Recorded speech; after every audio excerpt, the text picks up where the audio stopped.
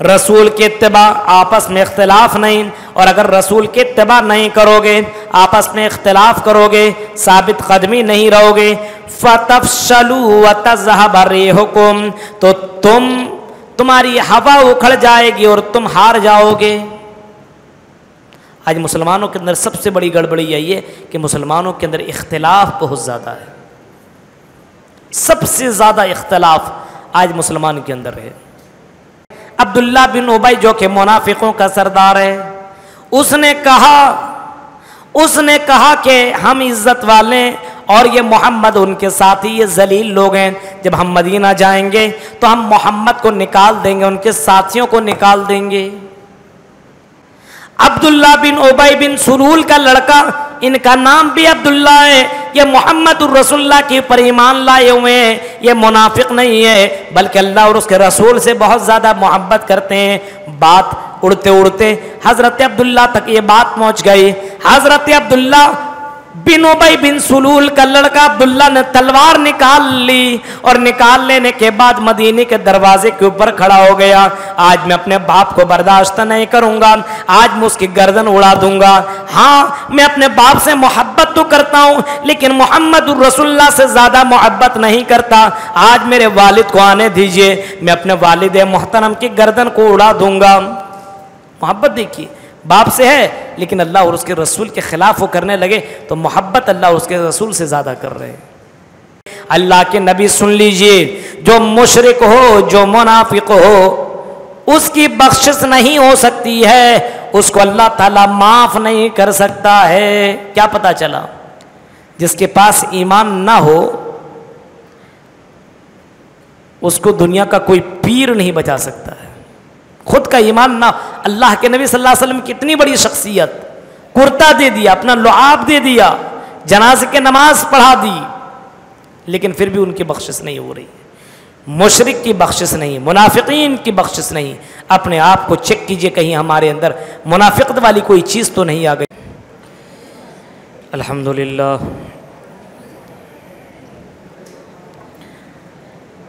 الحمدللہ رب العالمین والصلاة والسلام علی سید الانبیاء والمرسلین وعلى آلہ وصحبہ اجمعین ومن تبعہم بإحسان الی یوم الدین، اما بعد۔ اعوذ باللہ من الشیطان الرجیم، بسم اللہ الرحمن الرحیم۔ وَاعْلَمُوا أَنَّمَا غَنِمْتُم مِّن شَيْءٍ فَأَنَّ لِلَّهِ خُمُسَهُ وَلِلرَّسُولِ وَلِذِي الْقُرْبَى وَالْيَتَامَى وَالْمَسَاكِينِ وَابْنِ السَّبِيلِ إِن كُنتُمْ آمَنتُم بِاللَّهِ وَمَا أَنزَلْنَا عَلَىٰ عَبْدِنَا يَوْمَ الْفُرْقَانِ يَوْمَ الْتَقَى الْجَمْعَانِ وَاللَّهُ عَلَىٰ كُلِّ شَيْءٍ قَدِيرٌ۔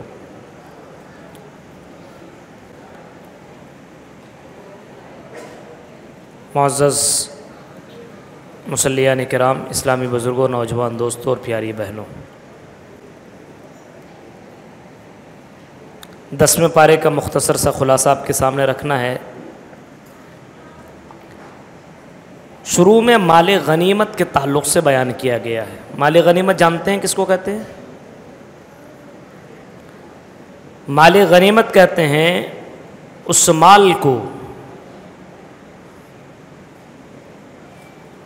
جس میں مسلمان جنگ کریں، لڑائی کریں اور اس جنگ کو جیت جائیں، اور جیتنے کے بعد جو بھی مال حاصل ہو اس مال کو مال غنیمت کہتے ہیں۔ اور مال فے کس کو کہتے ہیں؟ جس جنگ میں مسلمان جائیں لیکن لڑائی نہ ہو، ایسی مسلمان جیت جائیں بغیر قتل و قتال کیے ہوئے، اور اس میں جو مال ملے اس مال کو مال فے کہا جاتا ہے۔ یہ سمجھیے جس میں لڑ کر کے حاصل کیا جائے مال وہ مال غنیمت ہے، اور جو بنا لڑے مال حاصل ہو جائے اس مال کو مال فے کہتے ہیں۔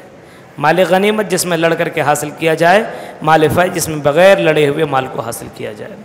پہلے زمانے میں رسول اکرم صلی اللہ علیہ وسلم سے پہلے جتنی بھی امتیں گزری ہے اس امت کے لیے مال غنیمت حرام تھا، اس کو اپنے لیے استعمال نہیں کر سکتے تھے، لیکن اس امت کے لیے محمد الرسول اللہ صلی اللہ علیہ وسلم کے لیے اس مال کو حلال مال قرار دیا گیا۔ آپ نے کبھی فرمایا اعطی تو فضلت علی الانبیاء بست، مجھے 6 چیزوں کے ذریعے سے اللہ تعالیٰ نے دوسرے نبیوں کے اوپر فضیلت دی ہے۔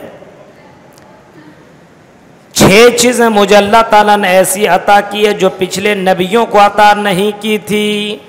6 چیزیں۔ اعطیت جوامع الکلم، مجھے جوامع الکلم نوازا گیا ہے، یعنی قرآن جس کے الفاظ کا معنی بہت زیادہ، الفاظ کم ہیں لیکن معنی ابھی تک تفسیریں لکھی جا رہی ہے۔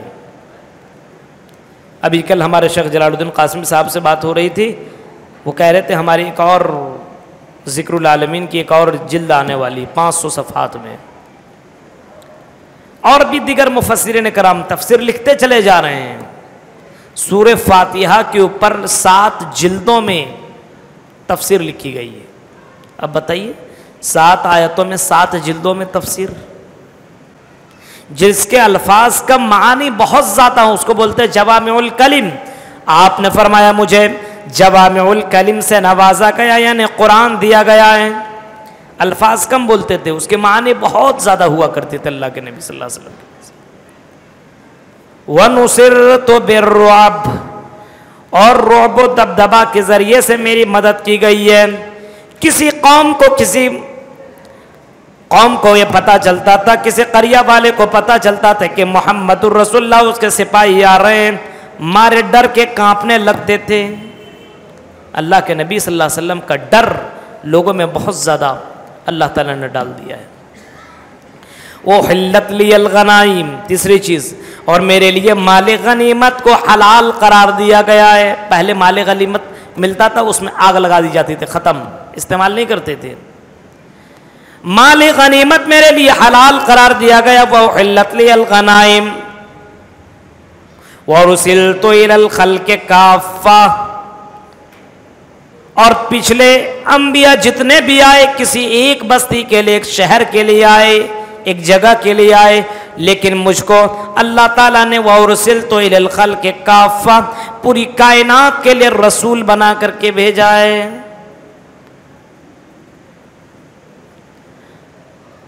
اور 5ویں چیز، میرے لیے پوری زمین مسجد بنا دی گئی ہے، کہیں بھی نماز پڑھ لو، راستے میں آپ صاف ستھرا کر لو، وہیں پہ نماز پڑھ سکتے ہیں۔ آپ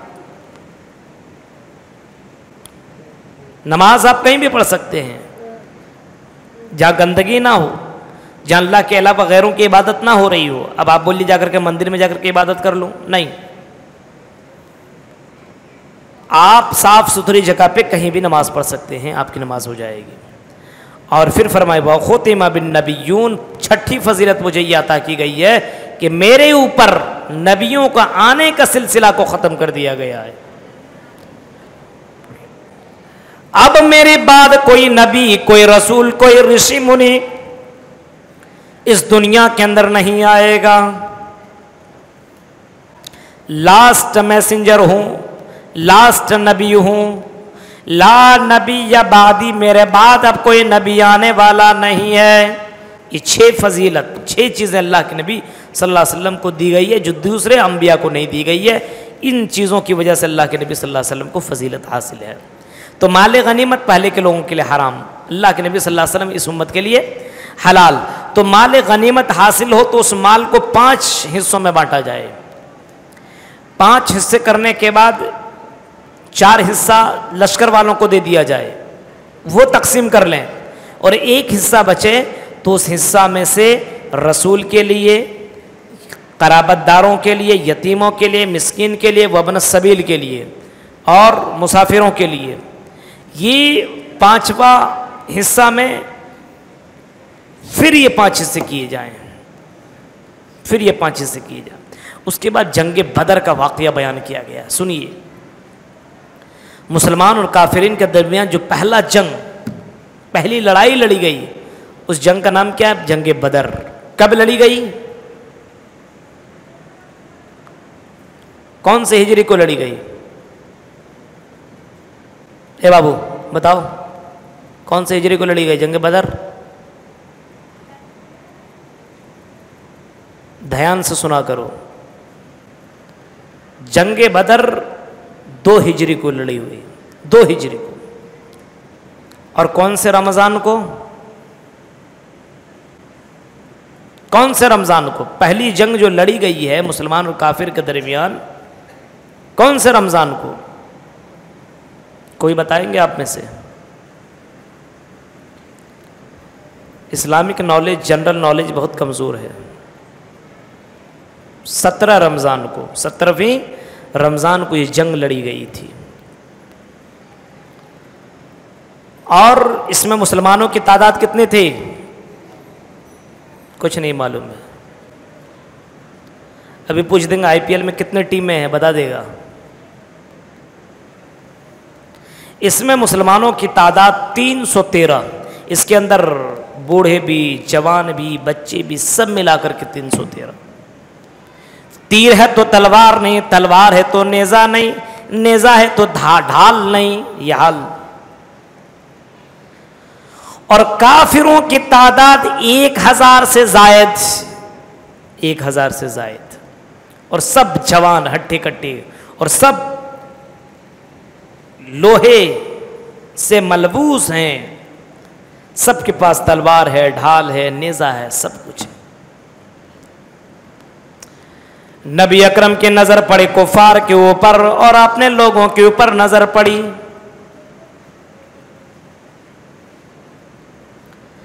جب یہ نظر پڑی امام کائنات صلی اللہ علیہ وسلم قبلہ رخ ہوئے،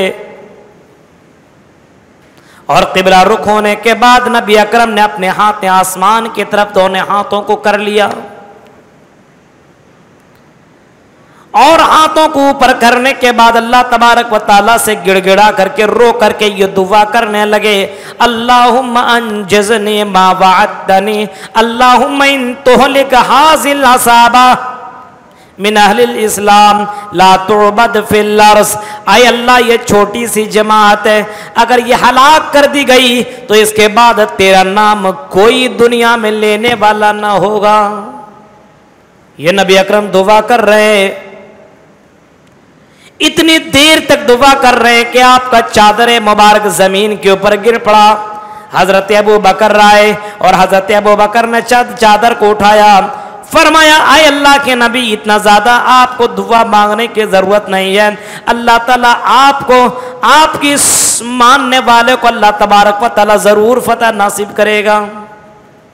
پھر نبی اکرم صلی اللہ علیہ وسلم تھوڑی دیر آپ کو آنکھ لگ گئی اور آپ کو یہ خواب میں دکھایا گیا کہ کفاروں کی تعداد بہت کم ہے، بہت کم ہے۔ نبی نے فرمایا اے کفاروں کی تعداد بہت کم ہے، مجھے دکھایا گیا اس کی تعداد زیادہ نہیں ہے۔ کیوں؟ تاکہ یہ مارے ڈر کے بھاگ نہ جائیں، تعداد کم دکھایا گیا، اور کافروں کو بھی مسلمانوں کی تعداد کم دکھایا گیا تاکہ وہ لوگ جنگ لڑنے سے پہلے ہی نہ چلے جائیں، دونوں کو کم کم تعداد دکھلایا گیا۔ اور جب دونوں آپس میں لڑنے کے لیے سامنے آئے، کفار کے درمیان ابلیس سراقہ بن مالم بن جوشم بن کر کے آیا، ایک سردار بن کر کے آیا، ابلیس تھا، کہنے لگا اے مشرکین، اے کافروں، تمہیں ڈرنے کی ضرورت نہیں ہے، مسلمانوں کی تعداد بہت کم ہے، آج مار ڈالو، خاتمہ کر دو ان کو، بس پھر تمہارا ہی دبدبہ رہے گا۔ اس کے پاس کچھ نہیں، ہتھیار ہے، ہتھیار بھی نہیں ہے، 70 یا 72 گھوڑے، 70 یا 72 اونٹ اور 2 گھوڑے، بس اتنے ہی تھے، بہت کم تعداد میں۔ لیکن جنگ کا موقع آیا تو اللہ تبارک و تعالیٰ اپنے بندوں کی کس طریقے سے مدد کرتا ہے، جنگ بدر کو اٹھا کر کے دیکھو۔ اللہ تبارک و تعالیٰ نے کافروں کی نظر میں مسلمانوں کی تعداد بہت زیادہ کر دیا، اور یہ بہت زیادہ لوگ ہیں، بہت زیادہ لوگ ہیں، اور اللہ تعالیٰ نے آسمان سے فرشتوں کو بھی نازل کر دیا ان کی مدد کے لیے۔ پتہ کیا چلا؟ تعداد کم نہیں، کم سے کچھ نہیں ہوتا ہے، ایمان اگر ہو تو اللہ تبارک و تعالیٰ فرشتوں سے بھی مدد کروا سکتا ہے۔ آپ یہ مت سمجھیں ہماری تعداد تھوڑی ہے، ہماری، ارے حال ہمیشہ ہر زمانے میں مومنین کی تعداد کم رہی ہے. طاقت کے بلبوتے جیت جائیں گے نہیں, ایمان کی مضبوطی ہونی چاہیے. جس آدمی کے پاس جتنا ایمان ہوگا وہ اتنا زیادہ بہادر ہوگا, اور جس آدمی کے پاس ایمان کی کمی جتنے زیادہ ہوگی وہ آدمی اتنا زیادہ بزدل ہوگا. ایک مومن موت سے نہیں ڈرتا ہے, لیکن دنیا سے محبت کرنے والے لوگ موت سے بہت زیادہ ڈرتے ہیں. جنگ ہوئی, اس جنگ کے اندر 14 مسلمان شہید ہوئے غالباً, اور 70 کافر مارے گئے اور 70 کافروں کو قید کر دیا گیا. فتح نصیب ہو گئی, فتح ہو گئی. اور فتح ہونے کی وجہ کیا تھی؟ قرآن کی آیت کے اوپر عمل. یا ایھا الذین آمنوا اذا قلتم اذا لقیتم فئۃ فاثبتوا, جب تم کافروں سے مقابلہ کرو تو فاثبتوا, ثابت قدم رہو, جمع رہے دل, پیچھے مڑنے کی ضرورت نہیں. آپ کا قدم ثابت کب رہے گا جانتے؟ جب آپ کا دل ثابت ہو, مطمئن ہو دل, اور جب اللہ کا ذکر کرنے لگے تو اللہ تبارک و تعالیٰ آپ کے قدم کو جما دے گا. آپ جنگ کے اندر جیت کب پاؤ گے؟ جب اللہ اور اس کے رسول کی اطاعت کرو گے. وَلَا تَنَازَعُوا, اور آپس میں تم اختلاف نہ کرو. رسول کی اتباع, آپس میں اختلاف نہیں, اور اگر رسول کی اتباع نہیں کرو گے, آپس میں اختلاف کرو گے, ثابت قدمی نہیں رہو گے, فَتَفْشَلُوا وَتَذْهَبَ رِيحُكُمْ, تو تمہاری ہوا اکھڑ جائے گی اور تم ہار جاؤ گے. آج مسلمانوں کے اندر سب سے بڑی گڑبڑی یہی ہے کہ مسلمانوں کے اندر اختلاف بہت زیادہ ہے. سب سے زیادہ اختلاف آج مسلمان کے اندر ہے. امیر کی اطاعت نہیں ہے, مشورہ آپ دیجئے ضرور, لیکن آپ کے مشورے کو اگر نہ مانا جائے تو آپ وہاں سے ہٹنے کی کوشش مت کیجیے, صبر کیجیے. آج مسلمان سب سے زیادہ اختلاف کر رہا ہے. مسجدوں میں دیکھیے, جماعت کے اندر دیکھیے, مسالک کے اندر دیکھیے, اتنے اختلافات. بعض مسجدوں میں تو لکھ دیا جاتا فلاں فلاں ہماری مسجد میں نہ آئے. بتائیے, یہ اختلاف ہے. جبکہ ہمارا قرآن ایک, ہمارا نبی ایک, ہمارا قبلہ ایک, ہمارا اللہ ایک, اس کے باوجود مسلمانوں کے اندر اتنے زیادہ اختلافات. جب تک یہ اختلاف باقی رہیں گے تب تک مسلمان کبھی بھی حکومت نہیں کر سکتے ہیں. وَلَا تَهِنُوا وَلَا تَحْزَنُوا وَأَنْتُمُ الْأَعْلَوْنَ إِن كُنتُم مُّؤْمِنِينَ, اے مومنو غم نہ کرو, افسوس کرنے کی ضرورت نہیں ہے. حکومت ہم تمہیں دیں گے, سلطنت ہم تمہیں دیں گے, عزت کے کرسی پہ ہم تمہیں بیٹھائیں گے. شرط یہ ان کنتم مومنین, تم اللہ اور اس کے رسول کی اطاعت کرنے لگو, تم مومن بن جاؤ, اختلاف کو چھوڑ دو, ہم تمہیں بادشاہت کی کرسی پہ بیٹھائیں گے. آج مسلمانوں کو دیکھیے, چھوٹی چھوٹی باتوں میں اختلاف کر بیٹھتا ہے. تو اللہ تبارک و تعالیٰ نے فتح نصیب دلائی, قید ہوئے, تو قیدیوں کے ساتھ اللہ کے نبی صلی اللہ علیہ وسلم نے فرمایا ان کے ساتھ اچھا سلوک کرو. رات کی تاریکی ہے, محمد الرسول اللہ نکلے, کرہانی کی آواز آ رہی تھے, گئے دیکھے ان کا چچا حضرت عباس رضی اللہ تعالیٰ عنہ کے پیروں میں بیڑیاں بندھی ہوئی ہے. دیکھیے محمد الرسول اللہ صلی اللہ علیہ وسلم, چچا ہیں, نظر پڑی, کرار رہے ہیں. اور بھی قیدی ہیں, ان کے بھی پیروں کے اندر بیڑیاں بندھی ہوئی ہیں. نبی اکرم صلی اللہ علیہ وسلم نے انصاف کیا, آپ نے ان کی بیڑیوں کو کم نہیں کیا, اندر چلے گئے. جو لوگ حفاظت کے اوپر مامور تھے ان کی نظر پڑی محمد الرسول اللہ کے اوپر, اندر باہر ہو رہے ہیں لیکن اپنی زبان سے کچھ نہیں کہہ رہے ہیں. اس آدمی نے ان کے چچا کے بیڑیوں کو ڈھیلا کر دیا. تھوڑی دیر کے بعد اللہ کے نبی باہر نکلے, کیا دیکھتے میرے چچا سو رہے ہیں اور دیکھا بیڑیاں ڈھیلی ہیں. بلایا لوگوں کو, ارے میرے چچا کی بیڑیوں کو کس نے ڈھیلا کیا ہے؟ صحابی جھوٹ نہیں بولا کرتے تھے, کہنے لگے اللہ کے نبی میں نے بیڑیوں کو ڈھیلا کر دیا ہے. کہا کیوں؟ کہا کہ اللہ کے نبی آپ کی تکلیف ہمیں دیکھی نہیں گئی. آپ نے فرمایا صرف میرے چچا کے ساتھ یہ معاملہ نہ کرو, انصاف کرو, تمام قیدیوں کے ساتھ ان کی بیڑیوں کو بھی ڈھیلا کر دو. रहमतुल लिल आलमीन थे, तमाम लोगों के लिए रहमत बना करके भेजे गए थे।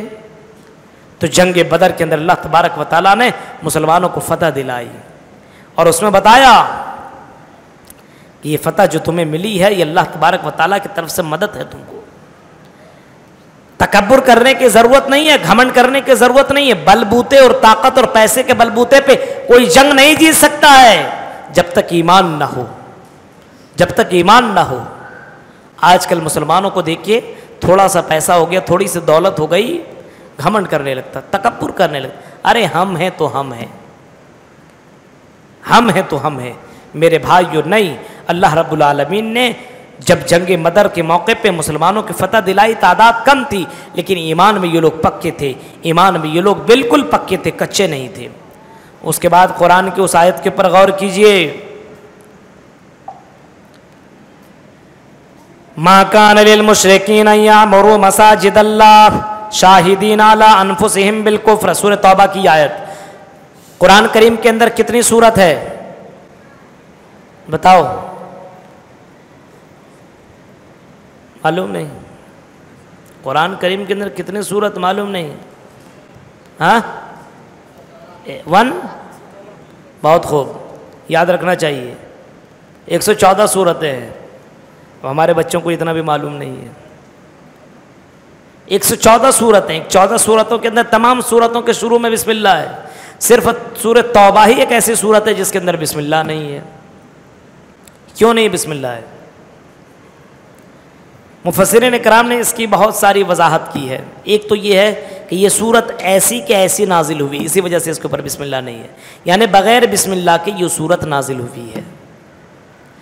और दूसरी वजह ये बताई गई है, बिस्मिल्लाह में अमान है और मुशरिकीन ने वादे को तोड़ दिया था, इस वजह से इसके अंदर बिस्मिल्लाह नहीं लिखा गया। तीसरी वजह ये बताई गई है कि सूरह अनफाल और सूरह तौबा का लबो लबाब दोनों का एक ही जैसा है, इस वजह से बीच में बिस्मिल्लाह नहीं लाया गया है। बहरकैफ इस सूरह के अंदर मा कान लिल मुशरिकीन यअमुरू मसाजिदल्लाह शाहिदीन अला अनफुसिहिम बिल कुफ्र उलाइका हबितत अमालुहुम व हुम फिल आखिरति हुमुल खासिरून। इन्नमा यअमुरू मसाजिदल्लाह मन आमन बिल्लाहि वल यौमिल आखिर। मस्जिदों की तामीर कौन लोग करते हैं? मस्जिदों की देख रेख कौन लोग करते हैं? मस्जिद की मदद कौन लोग करते हैं? जो अल्लाह और उसके रसूल के ऊपर ईमान लाते हैं। हर कोई मस्जिद के ऊपर ध्यान नहीं देता है,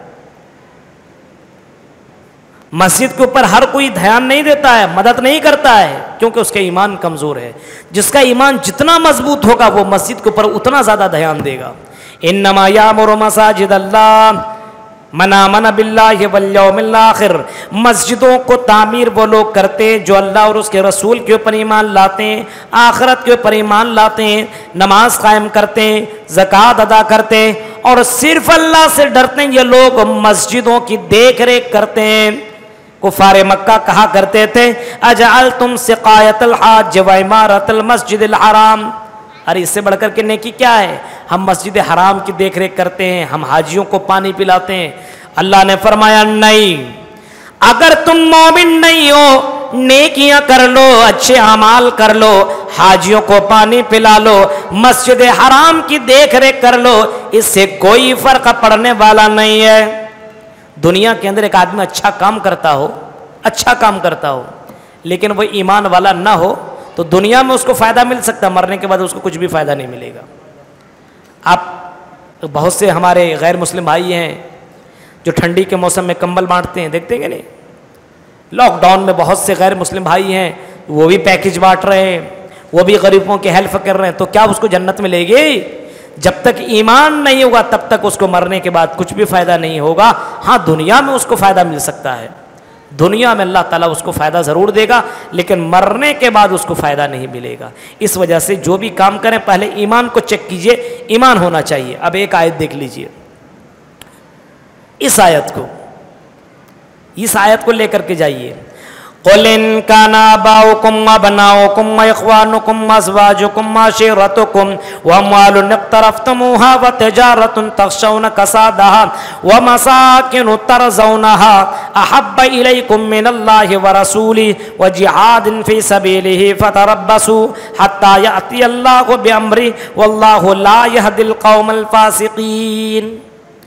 انسان ہے، ظاہر سی بات ہے بہت سے لوگوں سے محبت ہے. اللہ تعالیٰ نے دل میں بہت سی چیزوں کی محبت ڈال رکھی ہے.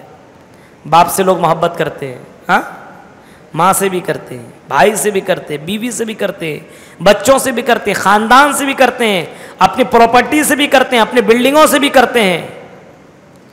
فرمایا نبی اعلان کر دو ان کا آباؤکم، اگر وہ تمہارے باپ ہوں، اگر تم اپنے باپ سے محبت کرتے ہو، وَأَبْنَاؤُكُمْ اپنے بھائیوں سے، اپنے بیٹوں سے محبت کرتے ہو، وَإِخْوَانُكُمْ اپنے بھائیوں سے محبت کرتے ہو، وَأَزْوَاجُكُمْ اپنے بیویوں سے محبت کرتے ہو، وَعَشِيرَتُكُمْ اپنے خاندان والوں سے محبت کرتے ہو، وَأَمْوَالٌ اقْتَرَفْتُمُوهَا اور ان مالوں سے محبت کرتے ہو جن مالوں کو تم نے تجوری میں جمع کر کے رکھا ہے، بینک بیلنس کر کے رکھا ہے. وَتِجَارَةٌ تَخْشَوْنَ كَسَادَهَا اور ایسی تجارت سے تم محبت کرتے ہو جن کے نقصان ہونے سے تمہیں ڈر لگا رہتا ہے. وَمَسَاكِنُ تَرْضَوْنَهَا اور ایسی بلڈنگوں سے، ایسے بنگلے سے محبت کرتے ہو، ایسے گھروں سے محبت کرتے ہو جن گھر میں تم رہا کرتے ہو. 8 چیزوں کے بارے میں بتایا گیا. آدمی زیادہ تر انہی چیزوں سے محبت کرتا ہے، بیوی سے، بچوں سے، ہاں، بھائیوں سے، باپ سے، تجارت سے، دولت سے، گھر سے، انہی سب سے محبت کرتے ہیں نا. فرمایا میرے بندو، اے اللہ کے نبی، اے میرے محبت، اے میرے حبیب، اے میرے حبیب محمد صلی اللہ علیہ وسلم، آپ لوگوں کو بتا دیجئے اگر تم ان چیزوں سے محبت کرتے ہو تو ٹھیک ہے، محبت کرو، لیکن اگر تم ان لوگوں سے محبت اللہ اور اس کے رسول سے زیادہ کرنے لگے، محبت کرو اپنے بیوی سے، ٹھیک ہے، تجارت سے کرو، ٹھیک ہے، گھر والے سے کرو، ٹھیک ہے، خاندان والوں سے کرو، ٹھیک ہے، لیکن اے کائنات کے لوگوں، اگر تم محبت اللہ اور اس کے رسول سے زیادہ کرنے لگے، کچھ لوگ تو نہیں دیکھتے ہیں بزنس سے کتنی محبت، نماز جائے لیکن بس دکان نہ چھوٹے، کتنی محبت کرنے لگتے ہیں اپنی تجارت سے. کچھ لوگ ایسے ہوتے ہیں جو بیوی آنے کے بعد بس دنیا ہی بھول جاتے ہیں، سب بھول جاتے ہیں، بیوی کی محبت میں گرفتار. کچھ لوگ اپنے بنگلوں کی محبت میں بنگلہ ہی نہیں چھوڑتے ہیں. کچھ لوگ ایسے ہوتے ہیں جو اپنے باپ کی محبت میں اتنا گرفتار ہو جاتے ہیں، بس اسی میں لگا ہوا ہے. بیٹوں کی محبت میں، لا تلہکم اموالکم ولا اولادکم عن ذکر اللہ، اے مومنو کہیں تمہیں تمہاری مال، تمہاری اولاد کہیں اللہ کی ذکر سے تمہیں دور نہ کر دیں، اتنی محبت نہ ہو جائے کہ اللہ اور اس کے رسول سے تمہیں دور کر دے، نماز سے دور کر دے. آج دیکھیے مسلمانوں کی حالت کو، کتنی محبت لوگ کرتا ہے. کون منع کرتا اپنے بیوی سے محبت کرنے سے؟ کون منع کرتا؟ ضرور کیجئے. نبی اکرم سے محبت کرنے کا طریقہ سیکھیے. اللہ کے نبی اپنے بیویوں سے محبت کیا کرتے تھے، اور اتنی محبت شاید کہ کائنات میں کوئی اپنی بیوی سے کر سکے. اللہ کے نبی اپنے بیویوں سے محبت کیا کرتے تھے، لیکن اللہ کے نبی صلی اللہ علیہ وسلم نے فرمایا اخشاکم للہ، میں سب سے زیادہ اللہ سے ڈرنے والا ہوں. میں اپنے بیویوں سے محبت کرتا ہوں، لیکن محبت کا مطلب یہ نہیں ہے حی علی الصلاۃ کی اذان کی آواز آئے، حی علی الفلاح کی اذان کی آواز آئے، الصلاۃ خیر من النوم کی آواز آئے، اور ان آواز کو سن کر کے میں اپنے بیوی کے باہوں میں رہوں، ان آواز کو سن کر کے میں اپنی دکان میں بیٹھا رہوں، ان آواز کو سن کر کے میں تجارت میں لگا رہا ہوں. نہیں، بلکہ محبت تو ضرور ہے، لیکن اللہ اور اس کے رسول سے اللہ سے زیادہ نہیں ہے.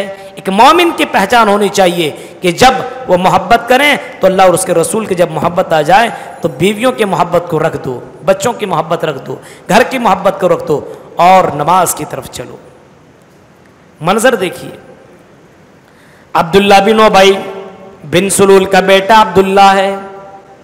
ایک جنگ میں عبداللہ بن ابی جو کہ منافقوں کا سردار ہے، उसने कहा कि हम इज्जत वाले और ये मोहम्मद उनके साथी ये जलील लोग हैं, जब हम मदीना जाएंगे तो हम मोहम्मद को निकाल देंगे, उनके साथियों को निकाल देंगे। अब्दुल्ला बिन उबई बिन सुलूल का लड़का, इनका नाम भी अब्दुल्ला है, ये मोहम्मदुर रसूलुल्लाह के ऊपर ईमान लाए हुए हैं, ये मुनाफिक नहीं है बल्कि अल्लाह और उसके रसूल से बहुत ज़्यादा मोहब्बत करते हैं। बात उड़ते उड़ते हज़रत अब्दुल्ला तक ये बात पहुँच गई। हज़रत अब्दुल्ला बिन उबई बिन सुलूल का लड़का अब्दुल्ला ने तलवार निकाल ली और निकाल लेने के बाद मदीने के दरवाजे के ऊपर खड़ा हो गया। आज मैं अपने बाप को बर्दाश्त नहीं करूंगा, आज मैं उसकी गर्दन उड़ा दूंगा। हाँ, मैं अपने बाप से मोहब्बत तो करता हूँ लेकिन मोहम्मदुर रसूलुल्लाह से ज्यादा मोहब्बत नहीं करता। आज मेरे वालिद को आने दीजिए, मैं अपने वालिद मोहतरम की गर्दन को उड़ा दूंगा। मोहब्बत देखिए, बाप से है लेकिन अल्लाह और उसके रसूल के खिलाफ वो करने लगे तो मोहब्बत अल्लाह और उसके रसूल से ज्यादा कर रहे हैं। उसका बाप दौड़े दौड़े अल्लाह के नबी के पास आया और कहने लगा, अल्लाह के नबी आप हमारा बेटा अब्दुल्ला मुझे कत्ल करने के ऊपर आमादा है, अल्लाह के नबी आप मना कर दीजिए वरना मेरा बेटा मुझे कत्ल कर देगा। नबी ने फरमाया, अब्दुल्ला अपने बाप को कत्ल मत करो, अगर तुमने कत्ल कर दिया तो लोग कहेंगे कि मोहम्मद अपने मानने वाले की गर्दनें उड़वा रहा है। मुनाफिकीन लोग तो कहते थे ना अशहदु अल्ला इलाहा इल्लल्लाह, जबान से कहते थे लेकिन दिल से नहीं मानते थे। तो नबी अकरम सल्लल्लाहु अलैहि वसल्लम के कहने की वजह से हज़रत अब्दुल्ला रुक गए, लेकिन मोहब्बत अल्लाह और उसके रसूल से सबसे ज़्यादा होनी चाहिए। कहीं ऐसा ना हो कि आपकी बीवी की मोहब्बत अल्लाह से दूर कर रही हो। अगर ऐसा है तो फिर समझ जाइए अल्लाह की मुसीबत आने वाली है, अल्लाह का अजाब आने वाला है, बहुत जल्दी तबाही और बर्बादी आपकी ज़िंदगी में आने वाली है। इसके ऊपर कभी गौर कीजिए। उसके बाद अल मोमिनून वल मोमिनात बाज़ुहुम औलिया व बाज़ यअमुरूना बिल मारूफ व यनहौना अनिल मुनकर, और उससे पहले अल मुनाफिकून वल मुनाफिकात बाज़ुहुम औलिया व बाज़ यअमुरूना बिल मुनकर व यनहौना अनिल मारूफ। अच्छे दोस्त कौन है, बुरे दोस्त कौन है, इसको बता दिया। अच्छे दोस्त आपके कौन है जानते हैं? जो भलाई की दावत दें। मेरी बहनों, तुम्हारी अच्छी सहेलियां, अच्छी फ्रेंड वो हैं जो तुम्हें नेक कामों की तरफ दावत देती हैं, और अगर वो बुराई की तरफ दावत दे रही हैं तो वो अच्छी दोस्त नहीं है, बल्कि वो मुनाफिक हैं, बल्कि वो काफिर हैं, बल्कि वो अल्लाह के दुश्मन हैं। अल मुनाफिकून वल मुनाफिकात, मुनाफिकों के निशानी ये बताई गई है कि मुनाफिक वो हैं जो बुरे काम खुद करते हैं और अपने दोस्तों को बुराई का हुक्म दिया करते हैं। बहुत से लोग होते हैं ना, चलो नहीं यार शराब पीते हैं, खुद पी रहा है और अपने दोस्तों को लेकर के जा रहा है, फिल्म देखने के लिए जा रहा है दोस्तों को भी लेकर के जा रहा है, खुद गलत कर रहा है और दोस्तों को भी लेकर के जा रहा है। ये कौन है? ये मुनाफिक की पहचान बताई गई कि मुनाफिक वो है जो गलत करते हैं और गलत की तरफ लोगों को लेकर के जाते हैं। मोमिन कौन है? मोमिना कौन है? जो अच्छा काम करते हैं, नेकी वाला अमल करते हैं और अपने मुसलमान भाइयों को नेक काम की तरफ दावत देते हैं, नेकियों की तरफ लेकर के जाते हैं। ये कौन है? ये मोमिन है। अब आप चेक कर लीजिए आपका दोस्त कैसा है। रमजान के बाद आपका दोस्त भलाई की दावत दे रहा है कि बुराई की दावत दे रहा है? गौर कीजिए। आपकी सहेलियां आपको भलाई की तरफ दावत दे रही हैं कि बुराई की तरफ दावत दे रही है? आप गौर कीजिए। अगर भलाई की दावत दे रही हैं तो मोमिन है, मोमिना है, और अगर बुराई की दावत दे रही हैं तो फिर वो मोमिन नहीं हो सकता है।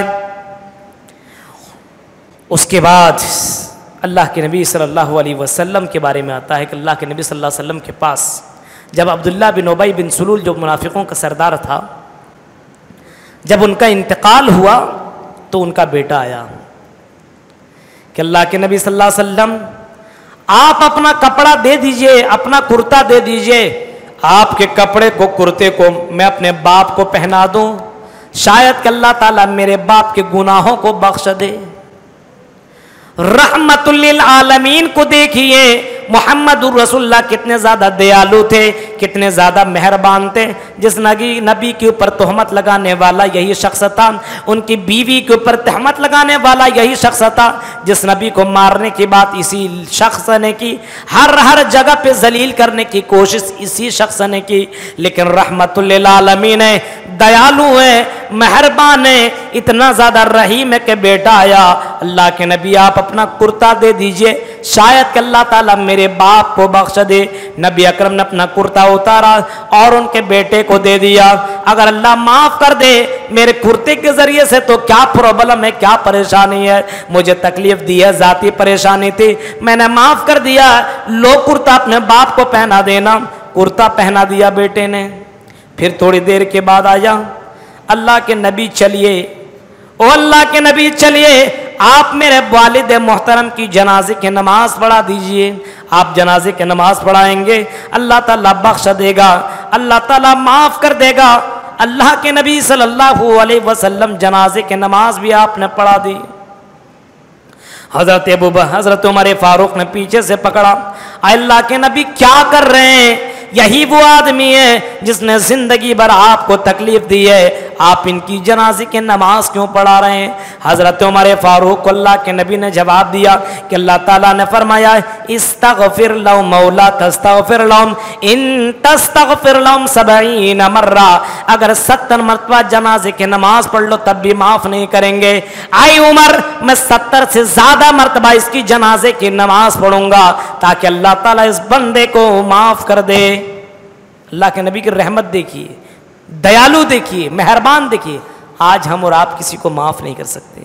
नबी अकरम को इतना तकलीफ़ दिया गया, इतनी ज़्यादा अल्लाह के नबी सल्लल्लाहु अलैहि वसल्लम को तकलीफ़ के अंदर झोंका गया, परेशान किया गया, लेकिन अल्लाह के नबी सल्लल्लाहु अलैहि वसल्लम ने फिर भी माफ़ कर रहे। जब कब्र के अंदर डालने लगा अब्दुल्ला, फिर कहता अल्लाह के नबी मेरे बाप को आप अपने हाथों से कब्र में डाल दीजिए। नबी अकरम ने उनके बाप को हाथ में लिया, अपना लुआब उनके मुंह में डाला, कब्र के अंदर डाल दिया गया। लेकिन मेरे भाइयों, कुरान की आयत नाजिल हो गई, वला तुसल्ली अला अहदिम मिनहुम माता अबदा वला तक़ुम अला क़ब्री। आई मोहम्मद सल्लल्लाहु अलैहि वसल्लम आज के बाद अब किसी मुनाफिक, किसी काफिर की नमाज नहीं पढ़ाएंगे और ना ही उनकी कब्र में उनके लिए दुआए मग़फ़िरत करेंगे। अल्लाह के नबी सुन लीजिए, जो मुशरिक हो, जो मुनाफिक हो, उसकी बख्शिश नहीं हो सकती है, उसको अल्लाह ताला माफ़ नहीं कर सकता है। क्या पता चला? जिसके पास ईमान ना हो उसको दुनिया का कोई पीर नहीं बचा सकता है। खुद का ईमान ना, अल्लाह के नबी सल्लल्लाहु अलैहि वसल्लम की इतनी बड़ी शख्सियत, कुर्ता दे दिया, अपना लुआब दे दिया, जनाजे की नमाज पढ़ा दी, लेकिन फिर भी उनकी बख्शिश नहीं हो रही। मुशरिक की बख्शिश नहीं, मुनाफिकीन की बख्शिश नहीं।